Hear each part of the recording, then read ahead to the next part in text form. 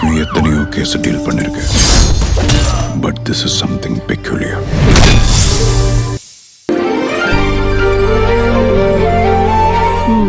அத்தையானதும் ஒருத்தர் அநியாயத்துக்கு மேக்கப் போடுற மாதிரி தெரியுதே. கபிலன், கபிலன்னு என்ன எதுக்கு சொல்றீங்க? கண்ணாடியில் உங்க முகத்தை பாருங்க. என்னைக்கும் விட உங்க மருமகளை பார்க்க போற சந்தோஷமே உங்களை இன்னும் அழகா காட்டுது. பரா சார் பேச்செல்லாம் பயங்கரமா இருக்கே. நாம நம்ம மருமகளை பார்க்க போறோம். முதல்ல என் மருமக அவ குட்டி கண்ணு திறந்து என்ன பார்க்கும்போது அப்ப நான் அழகா இருக்க வேணாமா? ஓ, இதான் விஷயமா? அப்ப நானும் 2 கோட் பவுடர் அதிகமா போடுறேன். அத்த அளவுக்கு இல்லைன்னாலும் மாமாவும் சுமாரா இருக்காருன்னு மருமகன் நினைக்கிட்டோம். ஐயோ கபிலன், கொடுங்க. என்ன டைம் ஆச்சு, விளையாடுறீங்களா? சும்மா இருங்க நீங்க. கிளம்புங்க, வாங்க போலாம். ஹலோ மேடம், நீங்க மேக்கப் போட்டா அது சீரியஸ், நான் மேக்கப் போட்டா அது விளையாட்டா? இப்ப என்ன, சாருக்கு மேக்கப் போடணும் அவ்வளவுதானே? ம் ம் ம் ம்.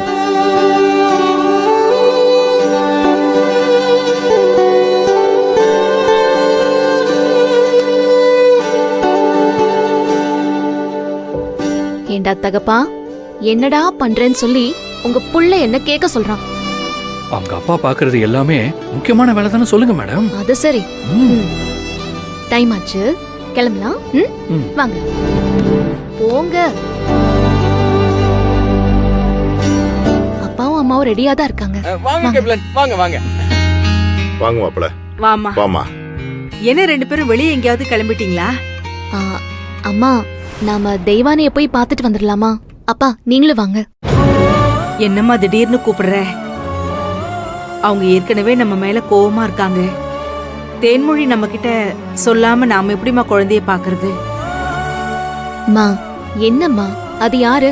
உங்களோட பேத்திமா. அவளை பாக்கிறதுக்கு உங்களுக்கு உரிமை இல்லையா என்ன? அதுக்கு இல்லம்மா, ஒரு வார்த்தை கூட சொல்லாம இருந்துட்டாங்க. அவ தேனுக்கு மட்டும் தான் பேத்தியா, எங்களுக்கு பேத்தி இல்லையா? அவங்க யாருக்கு அதை நினைப்பே இல்லையே. அப்பா, அதையே பேசிட்டு இருக்க போறோமா? நாம இறங்கி போறதுல தப்பு இல்லப்பா. நீங்க அடிக்கடி எவ்வளவோ வாட்டி சொல்லிருக்கீங்க, உட்கார்ந்து பேசினா சரியாகாத விஷயம் எதுவுமே இல்லைன்னு சொல்லி.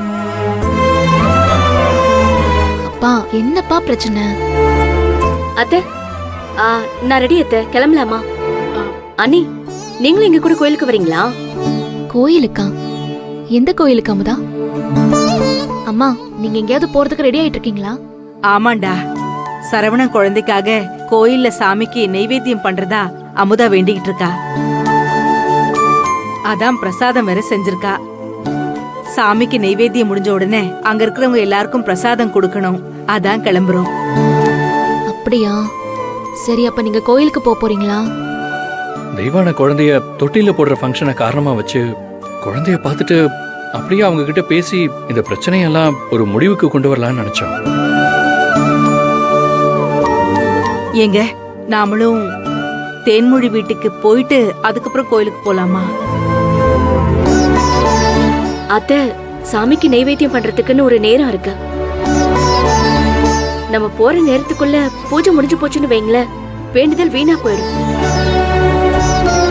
உங்க கையால தான் நான் சாமிக்கு கொடுக்கலான்னு வேண்டியிருக்கேன். பரவாயில்ல, குழந்தைக்காக முதல்ல பண்றீங்க. அம்மா, நீங்க அமுதா கூட போங்கம்மா.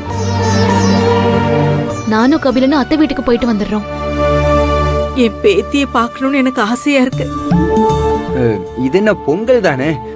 இன்னைக்கு பொங்கல் கிண்டுனா நாளைக்கு அமுதாவே அல்வா கிண்டி கொடுப்பா.